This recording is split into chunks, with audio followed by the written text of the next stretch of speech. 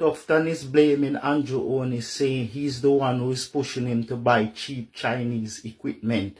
And him as the healthcare minister, hands are tied because the system are over his head. He says he doesn't want to buy these crappy Chinese equipment and he would love to fix the Bustamante hospital and get a proper AC unit, but Andrew Onis is telling him that he has a contract from over China and has some Chinese worker that would love to be a part of the project. He must not make any move. So the finance minister, Mr. Tufton, is saying yes, he's not involved in this corruption that he's being charged with, that the opposition is laying against him, that he's buying faulty equipment. He can only do what he's told by the bigger heads, which is Andrew Onis, and the system has been keeping his hands tied. The health minister and wellness also tell us that Nigel Clark has been using some of these money to balance the economy that should be spent on healthcare. That is why he get the big job, and him also is doing a good job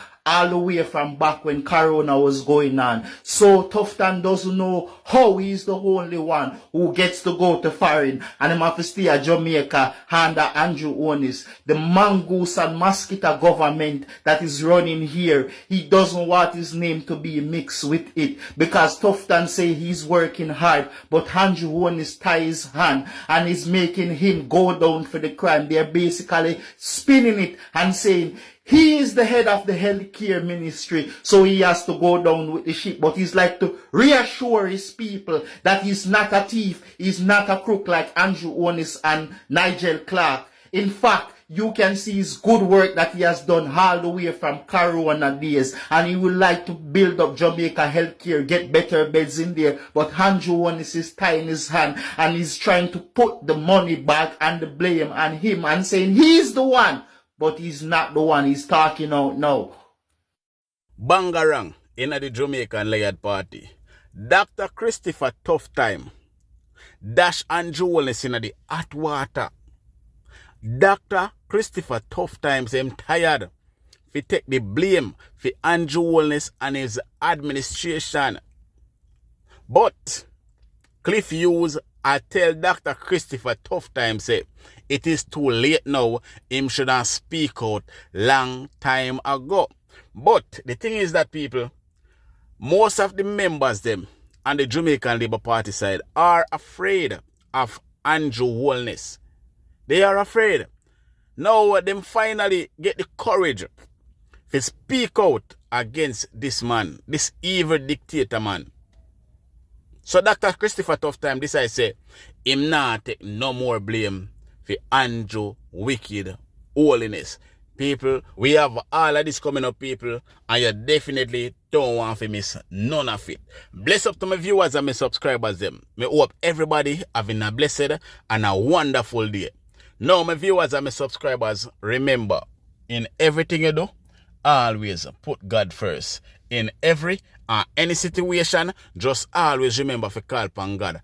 Always remember to pray, because a prayer day keep the devil away. Now, my viewers and my subscribers, we have a lot coming up inside this update, so you definitely don't want to miss none. So leave a like on this video, give it a thumbs up, and watch the video until the end. And remember, subscribe.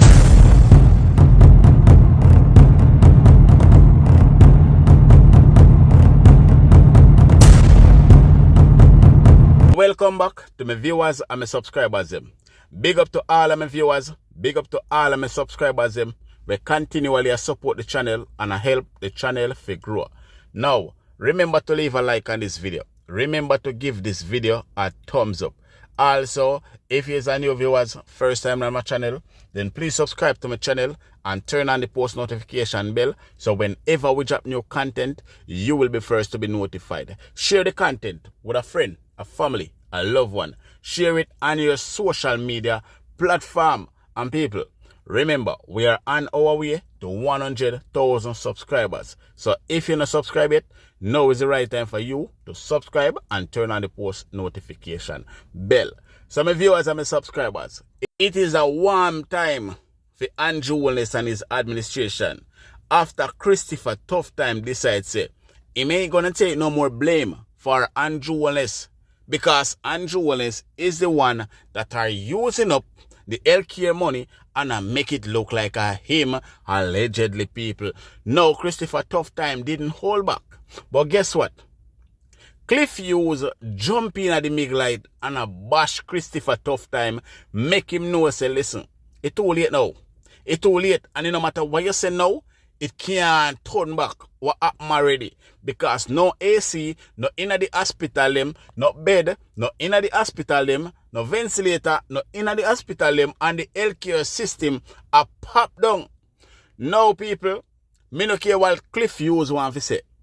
Christopher Tufton need to get the blame, Andrew Holiness need to get the blame, and all of who are rob up taxpayers' money definitely need to get the blame as well. Me no care.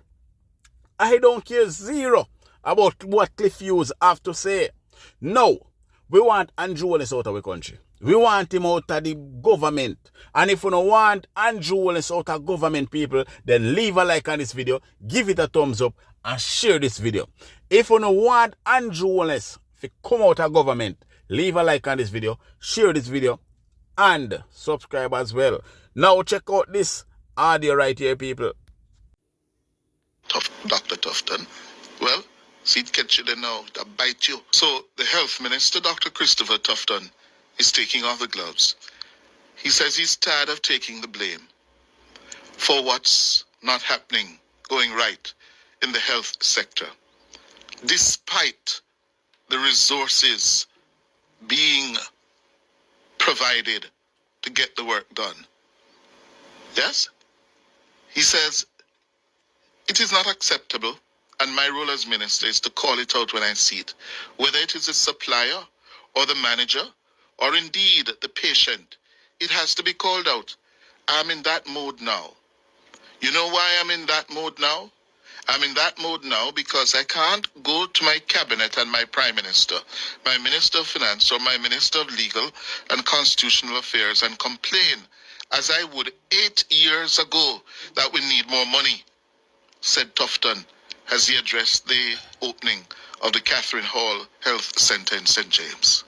I can't go to my cabinet and my prime minister and my minister of finance or my minister of legal and constitutional affairs and complain as I would 8 years ago that we need more money. But I'm saying we have enough where certain things should not be allowed to happen.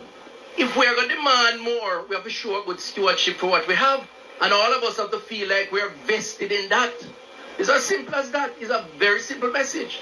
If I give a man a contract to put in an air conditioning unit, I should not be waiting 1 year after the system installed for it to give me maximum or optimal efficiency.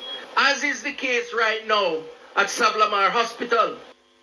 When I bawl out on these issues, it's partly because I'm frustrated, but partly because I think I have an obligation and I'm feeling let down by a process that is supposed to deliver more for the people, and the delivery is not commensurate with the expenditure that is taking place. It requires a reset. Yes, but you wait too long.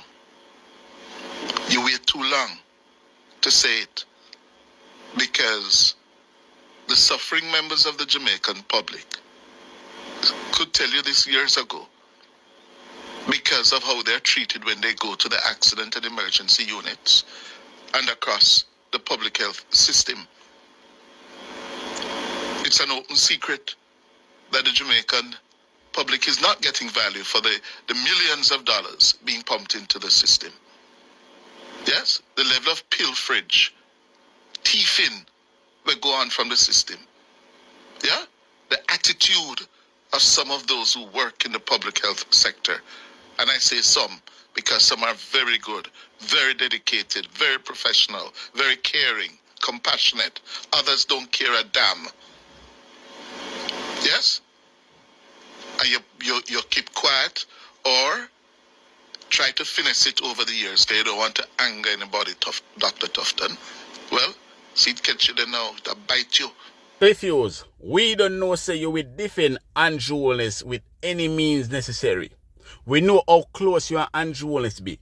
And if Christopher Tufton come out and speak out against Andrew Holiness, right? Say them are the problem, and not him are the problem. Him are do what I'm supposed to do. Me believe Christopher Tufton. Me believe Christopher Tufton. So, Cliffius, yeah, him come out late, him doing thing late, but at the end of the day, it still stand. It still stand. You understand me? I say Andrew Holiness and him administration are crap to this country. They are running down this country in every single corner, every single way. You understand? And that is why we say we need a change. We need a change of government. We need Mark Golding in a government because Mark Golding deserves to get a chance now.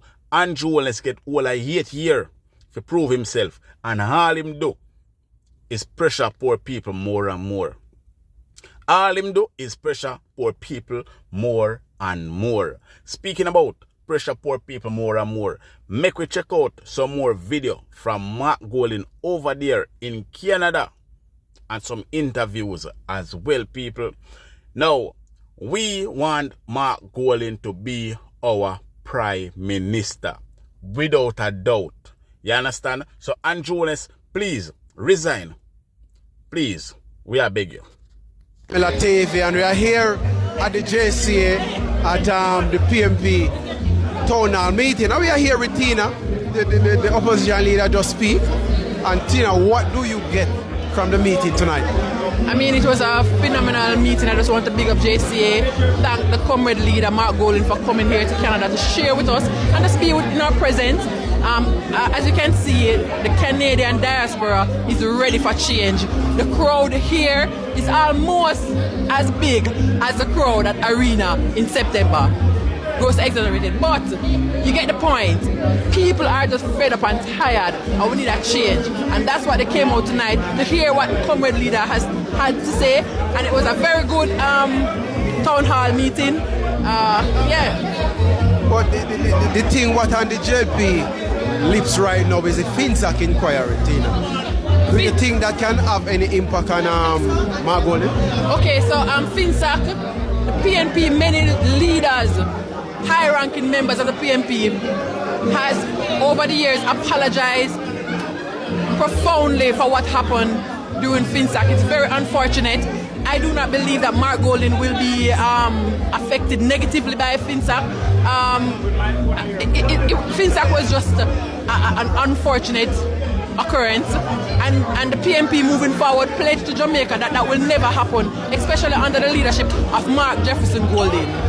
You have the undecided voters, and you have people who lost faith in the government. Any message you have for those people tonight? Change is coming. Hold forth. Mark G, Mark Golding, the next leader of the government in Jamaica, the next Prime Minister of Jamaica, Mark Jefferson Golding is coming. Hold on to faith. All right, there you have it, people. Tina Times here. Queen of political blogging. And Mr. Vegas, don't come about my party leader. Don't come about the next Prime Minister of Jamaica. Hold a seat. All right, there you have it. Comrade leader, next thing I want to say is the question. That was the question. I have a comment, closing comment. Yes, comrade leader, even Comrade Floyd Morris can see that the diaspora here in Canada is ready for a change and ready for a Mark Golding. Comrade leader, we are ready for Madam Moderator, 30 seconds I beg 30 seconds Moderator, please. We are ready, comrade leader, who can fly back to Jamaica to mark the X, ready to be virtual, running, ensure you are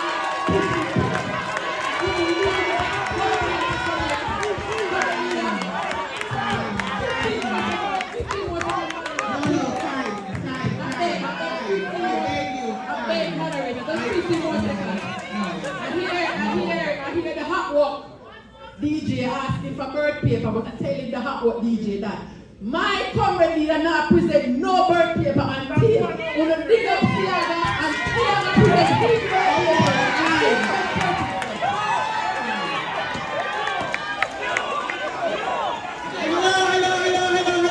Hello. Peter Lopez. Okay. Thank you so much for coming here. Thank you so much for coming here. Welcome to Canada. Thank you. The question I have to ask is about the Integrity Commission and the follow-up on what it disclosed with regards to illicit enrichment. Because if we in overseas don't have an opportunity to share with you that we too see it. And by the way, I have a home in Jamaica. We never sell it, we still have it. It is doing well, but I'm asking you, sir. We are very, very concerned about the recent regulation, and we're asking the government, your government, the next government of Jamaica, what are we going to do about it? One person went to jail because he's told some money. Mr. Lopez, time. All right. Mr. Lopez. Should I answer that? Should I stand up and answer? It's up to you. What is your What them can't see me at the back? Fisherman. Yeah, I'll stand up. Fisherman. Yes. As you heard when I spoke, I believe that the people must have trust and confidence in their leaders, and the leaders have to earn that trust. And part of that is creating an architecture, creating structures in the society that formulated when I was a Minister of Justice, because we had a system before where there were several agencies that were dealing with different aspects of it. They weren't talking to each other, they weren't talking to any law enforcement agencies, and it was ineffective. So we redesigned that. We looked at best practice across the world. We took the things that we thought had worked well elsewhere, and we designed our own system, which is what is in the Integrity Commission Act. Not perfect, it will need reform and adjustment over time, but it has some significant powers. It has power to prosecute people for corruption offenses, which did not exist before. It has power to share information with other agencies, tax agencies, law enforcement agencies, and it has power to receive information from them as well. Before they were operating in silos, now they can share information. They can also share information with similar bodies and receive information from similar bodies outside of Jamaica. So it's a very powerful tool. Now, illicit enrichment is an offense under Jamaican law. It's a corruption offense. It is in section, I think it's 14.5 of the Corruption Prevention Act. And essentially what it means is, you have assets and wealth that your income that you have declared, your lawful income, could never support that. So, and then you have an obligation when asked by the Integrity Commission to explain how you acquired those assets. You have to satisfy them that you did so lawfully. And if you can't satisfy them that you did so lawfully, that's an offense. And it's a serious offense. Now, unfortunately, the Prime Minister was under investigation for arising from his annual filings, because all parliamentarians in Jamaica and public servants earning above a certain threshold have to file a declaration each year with the Integrity Commission declaring all their assets, all their debts, and their income. And they look through it and they investigate it and look into it. And when they looked into his, they were not satisfied, and they decided to investigate him for illicit enrichment. The problem is that this became known, not that he was under investigation, but that there were 6 members of parliament who were under investigation for illicit enrichment. And this was known because in the annual report of the Integrity Commission, which is sent to parliament, they said there are 6 members of parliament who are under investigation for illicit enrichment. Everybody said, who are these people? Who are these people? They will not disclose that until their report goes to parliament on each of those cases. The law doesn't allow them to say anything about it until they report it to Parliament. So it was a big thing.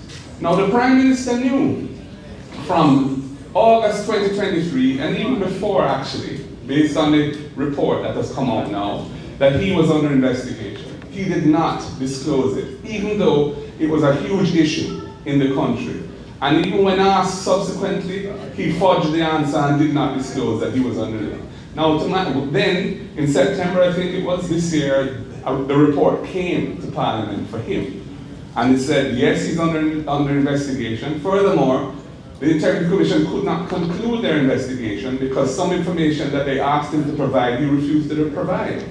And so they said that they recommended referring the matter to the Financial Investigations Division of the country, which is a financial crimes investigator, and to ensure that the public funds are used efficiently, because there is a lot of waste of one kind or another in how these monies have been spent over the years. So, and the hospital system, we have excellent doctors and nurses in Jamaica. I think everybody would accept that. And many, of course, have come abroad, and they're in tremendous demand all over the world because they're so good. But the facilities that they have to work with are often not sufficiently looked after and maintained. And the terms and conditions that they have to work in terms of their salaries and so on need some attention as well. And the current government has adopted a policy of outsourcing a lot of the diagnostic work.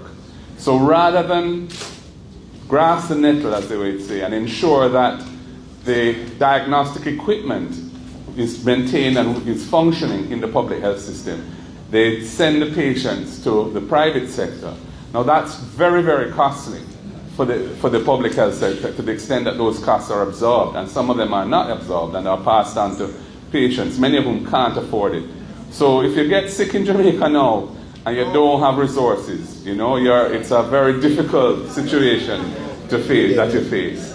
So I would say part of what the government of the country has to do, having really spent a decade solving the public financial situation, is now fixing the social situation in the country. The important amenities that deliver a life that is decent and which people can feel that this is worth being part of. And that's education and healthcare are obviously two critical components of that. Another issue I think you probably have heard about and have concerns about is the situation of crime and violence in the country. Now, that is not a new problem. That is a problem which has been with us for far too long. But it has gotten worse over the years. And I must say, that the approach that the current government has taken to it, I think, has not delivered results. So that, and it's shown in the statistics, because in the 8 years that they have been in power, for most of those years, if you look at, for example, murders in the country, the rates have been elevated way higher than they were in the preceding 4 years that we were in government. Our approach to it was different. We looked at it as an issue, almost like a public health issue, where you have to look at the causes of the problem and address the causes while you're tackling the issue itself in terms of responding to crime and violence. You can't just, the current government's approach has been primarily, up to now, I think they're rethinking it now because they realize that the approach they've taken has not worked well. But for the last 8 years, they've essentially said things like the Peace Management Initiative, which was started previously, the Unite for Change, and I'll tell you a bit about what those two programs are. They basically defunded and abandoned those programs and said, we're going to invest in strengthening the police, strengthening the army more so than the police. They've invested heavily in the JDF, and both from the capital point of view and expanding the number of soldiers. And they have tried to deal with the crime problem through states of emergency. Now, we have said states of emergency exist in the Constitution to deal with extreme events that are threatening the continuation of the political order, the state. It is not a policing tool, and you don't need to use it as a policing tool because the laws that we have allow you to deploy the military in support of the police. And that is what the citizens want. If there's a flare-up of crime or violence in a given community or area, they want saturation. They want to see law enforcement there in numbers, and they feel more secure, and the police must do their work. Soldiers are not policemen. They don't have powers of arrest. They're not trained in investigating crime. They're not trained in preparing cases for prosecution. So if you have a crime and violence problem, the solution to it is not a military solution. It is partly a policing solution, and training your police well, equipping them well, and ensuring that between them and the prosecutors that take cases to court, there's a good relationship and the cases are properly prepared so that we can hold criminals accountable and then the courts can do their job and punish them appropriately. But the other side of it, which is vital, is why are so many youngsters turning to crime? And what are we going to do about that? Because as you take them out of the system, one way or another, more come in. So we had a thing called Unite for Change, a program, which is essentially a holistic response to trying to look at youths who are vulnerable to going down the wrong path and giving them citizen rather than somebody who's going to terrorize the country and be part of the problem. And I believe that was a useful program and was delivering results. We also had a thing called the Peace Management Initiative. And how that worked was people in the community who had respect, especially men who, some of them may have been involved in things once upon a time, but they were more mature now and they wanted to be part of this in certain respects, very important respects. And I'm talking really about the public finances of the country. The country, for various reasons, has developed high levels of debt, and the need to service that debt put real limitations on what any government could do to pursue development of the country. And so the first order of business when Portia Simpson Miller became Prime Minister at the end of 2011, beginning of 2012, was to resolve that and make a fundamental change to that situation. For those of you who are interested in economics, at that time, the debt to GDP ratio, which is a ratio between the total debt of the country and the total value of the country's output in each year, was very, very high. That ratio was 147% of GDP, which was one of the highest in the world and was unsustainable. And under her leadership, with Peter Phillips as Minister of Finance and an IMF program, which was a very challenging program, the process began of turning that around. And it was a national commitment, because the private sector came on board, the trade unions came on board, the entire society recognized how important it was that this be successful and that it last into the future. And it was difficult. We had to run a very tight ship and allocate resources to paying down the debt. And in a sense, you could say that the government of Portia paid the price for that, because we had won by a landslide in 2011, and by 2016 we were voted out, very narrowly, by 1 seat. But I don't regret anything about that period, because it set the future of the country on a more sustainable path. And history will judge her and Dr. Phillips well for the role they played at that time.